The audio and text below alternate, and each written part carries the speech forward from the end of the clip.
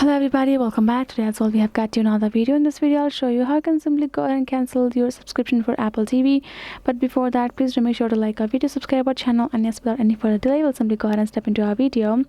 For that matter, you're simply gonna go ahead first, tap on the settings icon given over here, and once you are tapped on it, you're simply gonna find this kind of interface including all of your app information, settings, profile, and your other settings information available. Go ahead, simply tap on this profile icon over there and tap on this option called subscriptions given below payment and shipping.